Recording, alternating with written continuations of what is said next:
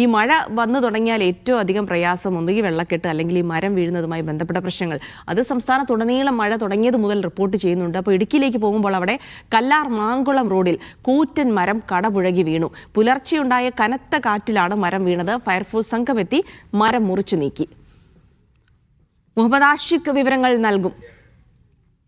ആഷിഖ്, ഈ മഴക്കാലം തുടങ്ങിയത് മുതൽ ഇത്തരം കെടുതികളൊക്കെ ഉണ്ട്. പക്ഷെ അതൊരു വലിയ ആളപായത്തിലേക്കൊന്നും പോകാത്തത് തന്നെ ഭാഗ്യം. ഇതിപ്പോൾ രാത്രി ആയതുകൊണ്ട് അത്തരത്തിലുള്ള സംഭവങ്ങളൊന്നും ഉണ്ടായില്ല എന്ന് മനസ്സിലാക്കുന്നു.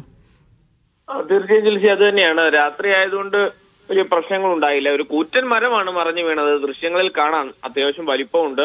കല്ലാർ മാങ്കുളം റോഡ് എന്ന് പറയുന്നത് വനമേഖലയോട് ചേർന്ന് പോകുന്ന വഴിയാണ്. അതിന്റെ ഓരത്ത് നിന്നിരുന്ന വലിയ മരമാണ് ഇന്ന് പുലർച്ചെ വീശിയ വലിയ കാറ്റിൽ കടപുഴകി വീണത്. റോഡിന് കുറുകെ കിടന്ന മരം ഗതാഗത തടസ്സം അടക്കം സൃഷ്ടിച്ചിരുന്നു. പക്ഷേ രാത്രി സമയമായതിനാൽ അധികം വാഹനങ്ങളൊന്നും കടന്നു പോകാനില്ലാത്തത് കൊണ്ട് വലിയ ബുദ്ധിമുട്ട് പൊതുജനങ്ങൾക്കുണ്ടായില്ല. ഏതായാലും ഫയർഫോഴ്സ് സംഘം എത്തി ഇത് മുറിച്ചു നീക്കിയിട്ടുണ്ട്. ഇപ്പോൾ ഗതാഗത യോഗ്യമാണ് ഈ റോഡ് എന്നുള്ളത് ആശ്വാസകരമാണ്. ജില്ലയിൽ എമ്പാടും നല്ല മഴ പെയ്യുന്നുണ്ട്. രാവിലെ തന്നെ ഈ മഴ ആരംഭിച്ചിട്ടുണ്ട്.